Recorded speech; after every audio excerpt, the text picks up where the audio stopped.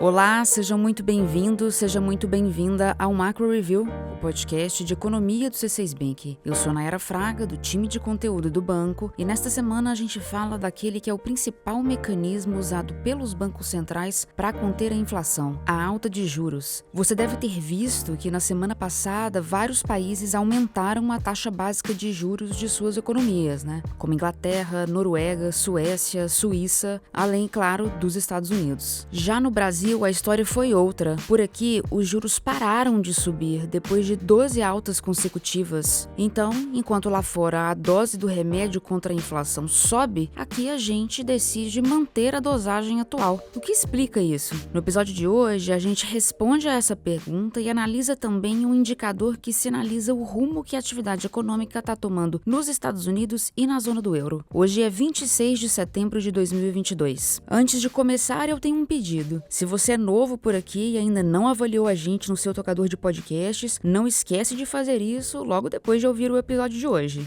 E se você está ouvindo a gente no YouTube, deixa seu like, deixa seu comentário. Vamos nessa?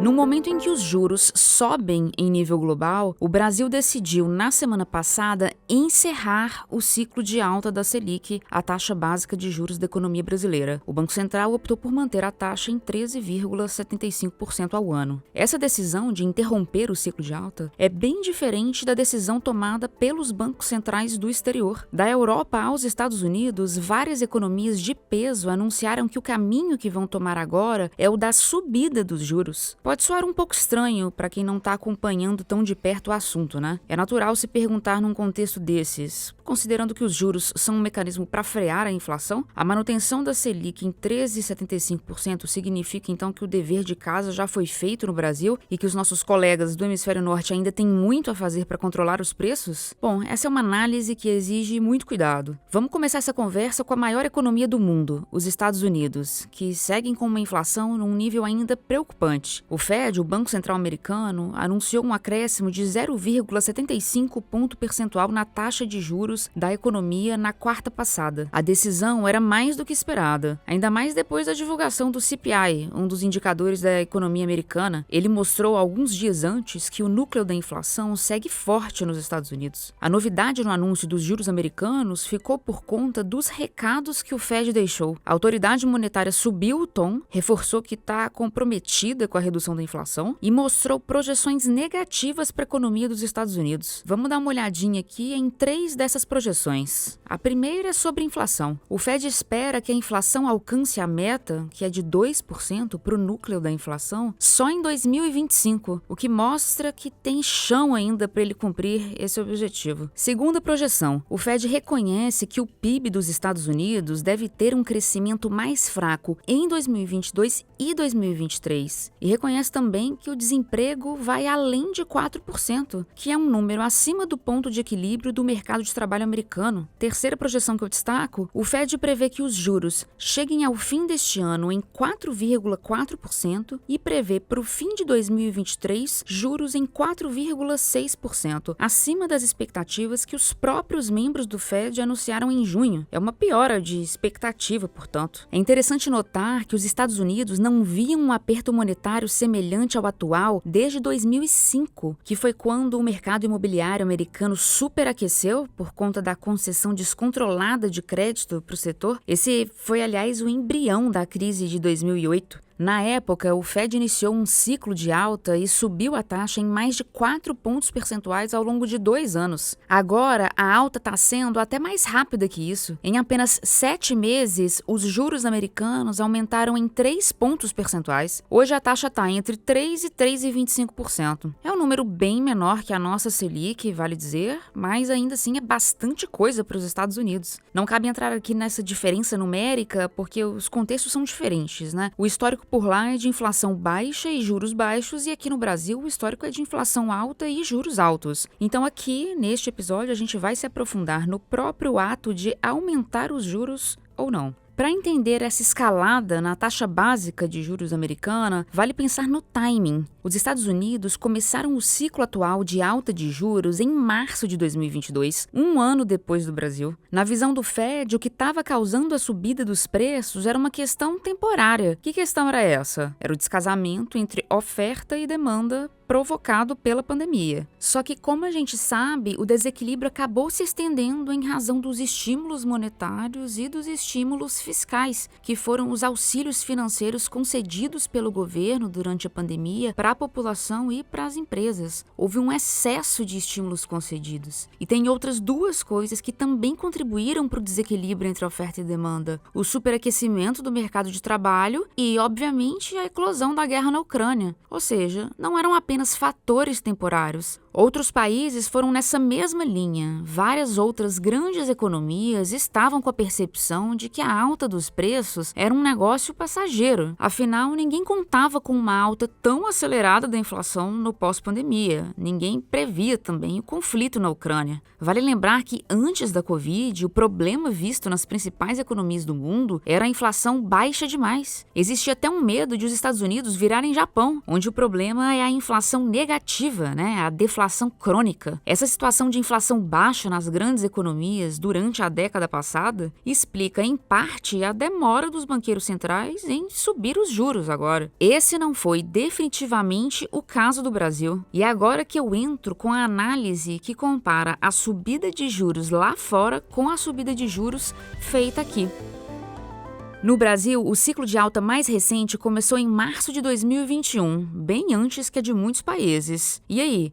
A gente tem bola de cristal, então? A gente já via que a coisa não era tão simples assim, a gente já via que a inflação não seria passageira, a gente já sabia que ia ter guerra, que ia ter uma nova onda de Covid na China. Não, não é nada disso. O alerta da inflação já estava aceso no Brasil. É só a gente lembrar que o real mergulhou numa forte depreciação já em 2020. A moeda brasileira acumulou uma desvalorização de 25% ante o dólar em 2020. E por que isso acende o alerta da inflação? Porque a alta do dólar costuma ser repassada para os preços da nossa economia, já que a gente importa e consome vários produtos que têm preço vinculado ao dólar. Por isso, não foi preciso esperar para começar a subir os juros no Brasil. A inflação brasileira fechou 2020 em alta de 4,5% e saltou para 10% em 2021. Então, tá aí a explicação do motivo que levou o Brasil a sair na dianteira mundial da subida dos juros. Agora, o fim do ciclo de alta da Selic, que é o que foi comunicado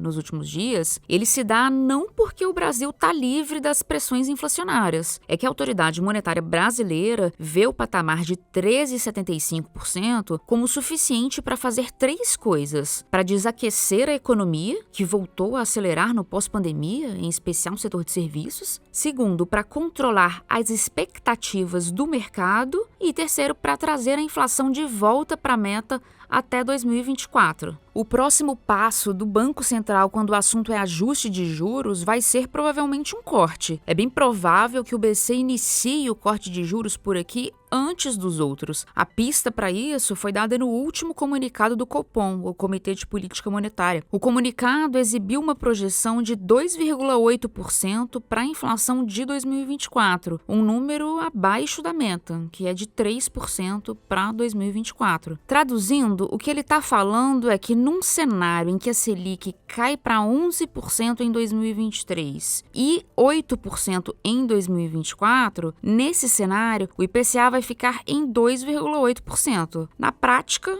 ele está dizendo que faz sentido cortar os juros já no segundo trimestre de 2023. Só que, na visão do nosso time de economia, trazer essa inflação para a meta nesse horizonte, ou seja, até 2024, vai ser uma tarefa extremamente complexa e desafiadora. Por aqui, a gente mantém a expectativa de que a inflação deve cair lentamente no Brasil e nos Estados Unidos também. A conferir.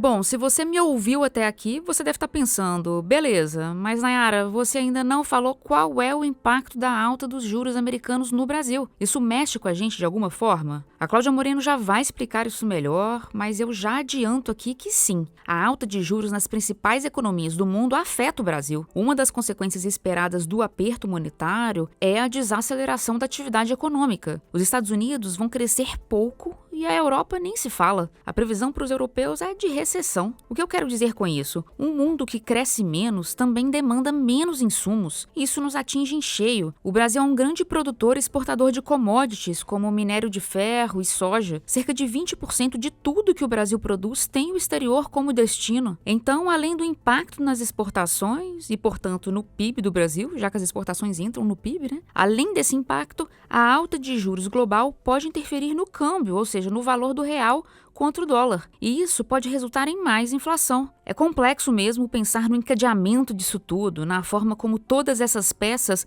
vão se encaixando ou desencaixando. E é por isso que houve por aí uma dúvida comum nos últimos dias. A subida dos juros nos Estados Unidos pode fazer os juros subirem no Brasil? Poderia o Banco Central ter de retomar o ciclo de alta? Essa eu deixo com a Cláudia Moreno, economista responsável pela cobertura de Brasil aqui no C6 Bank.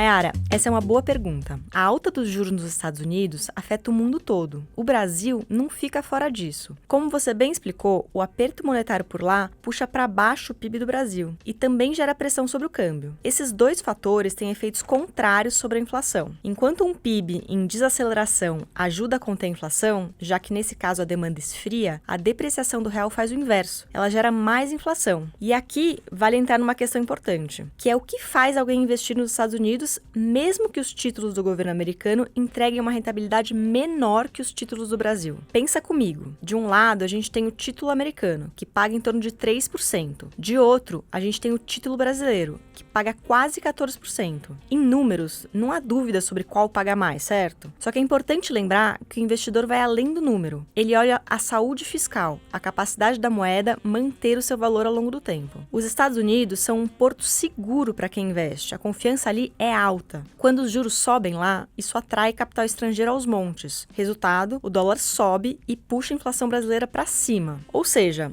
olhando apenas por esse ângulo, o do câmbio, sim, a subida dos juros nos Estados Unidos poderia fazer os juros subirem aqui no Brasil. Mas a gente não acha que é isso que vai acontecer. E não é porque a situação fiscal brasileira está melhorando. É que o cenário já está meio dado. O Fed não deve subir os juros muito além do que já é esperado pelo mercado. O fluxo de dinheiro para a economia americana, se tudo seguir como está, tende a continuar no ritmo atual, sem grandes surpresas. Agora, voltando à pergunta que você me fez no início, a resposta curta é não. Os juros no Brasil não devem subir só porque o Fed está aumentando a taxa básica de juros nos Estados Unidos. Só no caso de o Fed surpreender muito é que o BC voltaria a subir juros. Vamos ver como vão ser os próximos meses, Nayara.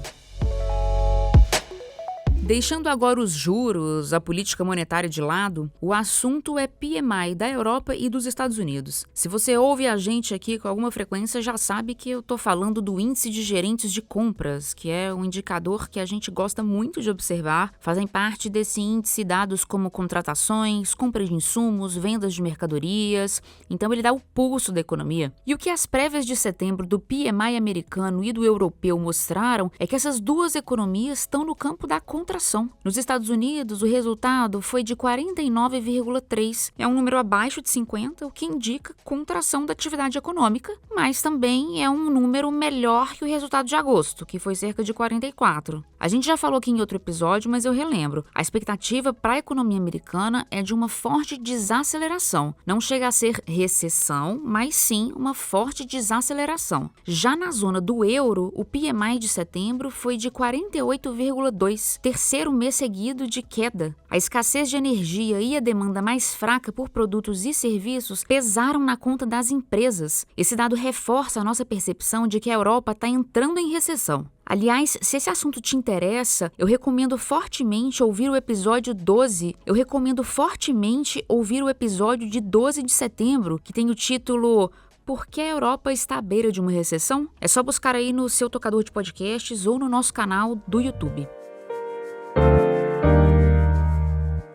Hora da agenda. Eu compartilho com você o que nossa equipe econômica acompanha nesta semana. Na terça-feira, 27 de setembro, o IBGE divulga o IPCA 15, que é a prévia da inflação oficial do Brasil. A gente espera uma queda de 0,15%, ainda por conta do impacto da redução de impostos e por conta dos cortes no preço da gasolina feitos pela Petrobras. Na sexta-feira, 30 de setembro, sai a taxa de desemprego no Brasil do mês de agosto. A gente espera que o desemprego atinja 8,9%, o menor nível desde 2015. Também na sexta-feira, lá nos Estados Unidos, sai o resultado do PCE, o índice de inflação preferido do Fed. A expectativa é de redução da inflação em função da recente queda no preço do petróleo, mas para o núcleo da inflação, que exclui alimentos e energia e é o que dá a tendência real da inflação, para o núcleo, o mercado enxerga um patamar ainda elevado. É isso, chegamos ao fim do episódio. Obrigada a você que ficou comigo até aqui. Quem faz parte da equipe econômica do C6 Bank são o Felipe Salles, a Cláudia Moreno, a Cláudia Rodrigues, o Eliezer Jacob e o Felipe Mack. A produção e o roteiro são desse time todo, da Malena Oliveira e Nayara Fraga, esta que vos fala. A edição de som é da Thaís Andréa. A direção de arte é de Oliver Cardoso, Rafael Vitor e Beatriz Batista. A divulgação nas redes sociais fica com Karina Campos,